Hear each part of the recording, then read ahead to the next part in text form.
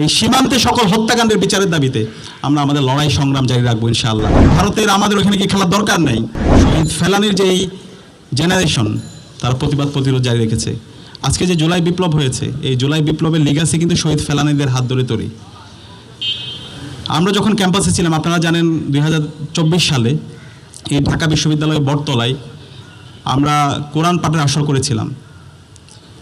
এই কোরআন পাঠের আসর যারা করেছিল, যে সমস্ত শিক্ষার্থীরা কোরআন পাঠের আসর করেছিল, সেই সমস্ত শিক্ষার্থীদেরকে এবং সেই ডিপার্টমেন্টগুলোতে বিশ্ববিদ্যালয়ের পক্ষ থেকে শোকজ নোটিশ দেওয়া হয়েছিল।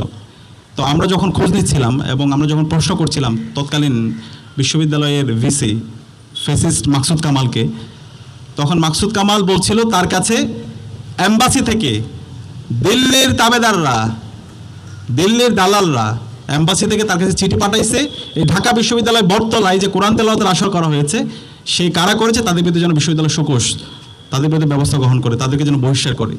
তাহলে চিন্তা করেন, আজকে আমাদের এই বাংলাদেশ, যে বাংলাদেশ আমাদের এই অঞ্চলের মাটির মানুষের যে সংস্কৃতি, সেই সংস্কৃতি যারা পালন করছে এবং যেখানে 90% অধিক মানুষ হচ্ছে মুসলমান, তারা কোরআন পাঠের একটা আসর করছে, সেই আসর দিল্লির তাবেদাররা সহ্য করতে পারছে না।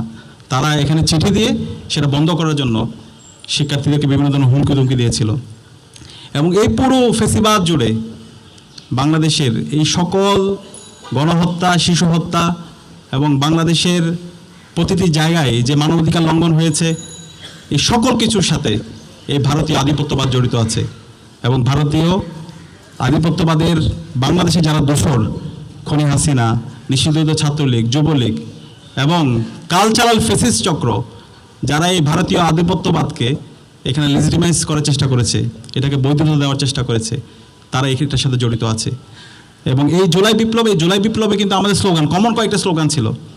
সেই স্লোগানের মধ্যে অন্যতম একটা স্লোগান হচ্ছে দিল্লি না ঢাকা, ঢাকা ঢাকা, গোলামি না আজাদি, আজাদি আজাদি, ভারত না বাংলাদেশ, বাংলাদেশ বাংলাদেশ। তো এই যে আজাদির লড়াই, সেই লড়াই আমরা আমাদের এই জুলাই বিপ্লবের মাধ্যমে আমরা একদম পূর্ণাঙ্গ আমাদের লড়াইটা আমরা শুরু করেছি। এবং এই জুলাই বিপ্লবের মাধ্যমে আমাদের শহীদদের আত্মত্যাগের মাধ্যমে আজকে আমরা ফেসিবাদ মুক্ত নতুন বাংলাদেশ পেয়েছি। এবং এই নতুন বাংলাদেশে আজকে আমরা ভারতীয় আধিপত্যবাদ থেকে মুক্ত পেয়েছি। তাদের যত মেকানিজম ছিল গত 16 বছরে, তারা যত মেকানিজম করেছে, সকল মেকানিজমগুলো ভেঙে চুরমার হয়ে গেছে। এখন আমাদের দায়িত্ব হচ্ছে এই ভারতীয় আধিপত্যবাদের সাথে যারা জড়িত ছিল, যারা দোসররা ছিল, গত 16 বছরে ফেলানি থেকে শুরু করে সীমান্তে যত হত্যাকাণ্ড হয়েছে, আমরা একটা রিপোর্টে দেখতে পেয়েছি গত 16 বছর প্রায় 588 জনের অধিক নাগরিককে হত্যা করা হয়েছে। এই সকল হত্যাকাণ্ডের বিচার এখন স্বাধীন বাংলাদেশে করতে হবে। এবং সে জায়গায় আমরা ঢাকা বিশ্ববিদ্যালয় কেন্দ্রীয় ছাত্র সংসদ ডাকসু দেশের মুক্তিকামী ছাত্র জনতাকে নিয়ে এই সীমান্তে সকল হত্যাকাণ্ডের বিচারের দাবিতে আমরা আমাদের লড়াই সংগ্রাম জারি রাখবো ইনশাআল্লাহ। আমাদের এই নতুন বাংলাদেশে এখন ভারতের সাথে আমাদের প্রভূসুলভ সম্পর্ক চলবে না, আমাদের সম্পর্ক হবে ন্যায্যতার ভিত্তিতে, ইনসাফের ভিত্তিতে। এই ভারত যদি আর কোনো হত্যাকাণ্ড এই বাংলাদেশে করে, সীমান্তে যদি ফেলানির মতো আর কোনো হত্যাকাণ্ড হয়, আমরা আর ছাড় দিব না। বাংলাদেশের 18 কোটি জনতাকে সাথে নিয়ে আমরা আমাদের প্রতিবাদ প্রতিরোধ জারি রাখবো ইনশাআল্লাহ। এবং আমরা ইতিমধ্যে দেখতে পেয়েছি ভারতের উগ্র হিন্দুত্ববাদীরা আমাদের মুস্তাফিজকে তার বিরুদ্ধে মব তৈরি করে মুস্তাফিজকে তারা খেলতে দেয়নি। আমরা অবস্থান আমাদের পরিষ্কার, ভারতের আমাদের ওখানে কি খেলার দরকার নেই। আমরা যারা এই ধরনের মব ক্রিয়েট করে, যারা এই ধরনের আধিপত্যবাদ কায়েম করতে চায়, তাদের বিরুদ্ধে আমাদের লড়াই জারি থাকবে। বাংলাদেশ ক্রিকেট বোর্ড যে সিদ্ধান্ত নিয়েছে, সেই সিদ্ধান্তকে আমরা সাধুবাদ জানাই। এই ধরনের যারা আধিপত্যবাদ কায়েম করতে চায়, তাদের সাথে আমাদের কোনো সম্পর্ক হবে না। আমাদের সম্পর্ক হবে ইনসাফের ভিত্তিতে। আমরা দেখতে পেয়েছি গত 54 বছর আমাদের উত্তরবঙ্গ সবচেয়ে বেশি অবহেলিত অবস্থায় আছে। এই উত্তরবঙ্গের আমাদের যে পানির হিস্সা, সেটা আমরা পাইনি। উত্তরবঙ্গের পুরো রাজনীতি কন্ট্রোল করেছে ভারতীয় আধিপত্যবাদীরাই। এই স্বাধীন বাংলাদেশে এই উত্তরবঙ্গের রাজনীতি নির্ধারণ হবে বাংলাদেশ থেকে, ঢাকা থেকে। সুতরাং এই ভারতীয় যারা দালাল আছে, যারা দোসর আছে, তাদের এই ঠিকানা এই নতুন বাংলাদেশে হবে না। এবং সে জায়গায় জুলাইয়ের যে প্রজন্ম, সেই প্রজন্ম আমরা ঐক্যবদ্ধ আছি। আমরা ঐক্যবদ্ধভাবে আমাদের ইনসাফের লড়াই, এই আধিপত্যবাদের বিরুদ্ধে যে লড়াই, আগ্রাসনের বিরুদ্ধে যে লড়াই, সে লড়াই আমরা জারি রাখবো। এবং এই আধিপত্যবাদের বিরুদ্ধে, আগ্রাসনের বিরুদ্ধে কথা বলতে গিয়ে আমাদের জাতীয় নেতৃবৃন্দকে আমরা হারিয়েছি। এই জাতীয় নেতৃবৃন্দদেরকে যারা হত্যাযজ্ঞ করেছে, এবং সর্বশেষ আমাদের শহীদ উসমান হাদি ভাইকে হত্যার অন্যতম কারণ হচ্ছে এই ভারতীয় আধিপত্যবাদের বিরুদ্ধে কথা বলা, আগ্রাসনের বিরুদ্ধে কথা বলা। এবং শহীদ ওসমান হাদির যারা হত্যাকারী আছে তারা আজকে ভারতে পালাইছে, এবং আজকে খুনি হাসিনা যে এই জুলাই বিপ্লবে গণহত্যা এবং শিশু হত্যা করেছে, আমাদের 2000 ভাই বোনকে শহীদ করেছে, 40,000 আমাদের ভাই বোনকে গুম খুন করেছে, এবং গত 16 বছরে বাংলাদেশে গুম খুন আয়নাগর থেকে শুরু করে শিক্ষার্থীদের উপর নির্যাতন নিপীড়ন করেছে। এই খুনি হাসিনাকে আজকে ভারতীয় দিল্লির তাবেদাররা তারা তাকে আশ্রয় দিয়েছে।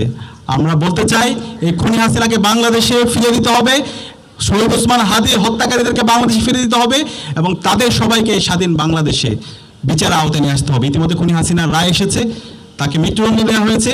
খুনি হাসিনাকে দ্রুত দেশে এনে তার রায় কার্যকর করতে হবে।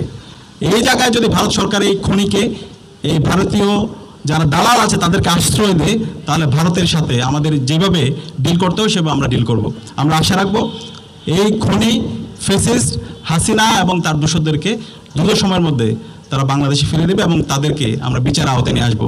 এর সাথে ফেলানি থেকে শুরু করে সীমান্তে যতগুলো হত্যাকাণ্ড হয়েছে, এই সকল হত্যাকাণ্ডের বিচার এই স্বাধীন বাংলাদেশে আমাদের করতে হবে। আমাদের এই জুলাই বিপ্লব পরবর্তী আমাদের এখন ঐতিহাসিক একটি দায়িত্ব আমাদের আছে। আমরা এই জুলাই বিপ্লবের মাধ্যমে রাজনৈতিকভাবে ফেসিবাদকে হটিয়েছি, কিন্তু কালচারালি আমরা এখন পর্যন্ত এই ফেসিবাদকে আমরা পরাজিত করতে পারিনি। আজকে আমরা দেখতে পাচ্ছি মুজিববাদী শক্তি, সফট আওয়ামী লীগার, কালচারাল ফেসিস্ট চক্র, তারা বিভিন্নভাবে এই হাসিনা এবং তার দোষরদেরকে রিলিভেন্ট করার চেষ্টা করছে। তারা এই গণহত্যা এবং শিশু হত্যাকারীদের প্রতি সিম্পিতি তৈরি করার চেষ্টা করছে।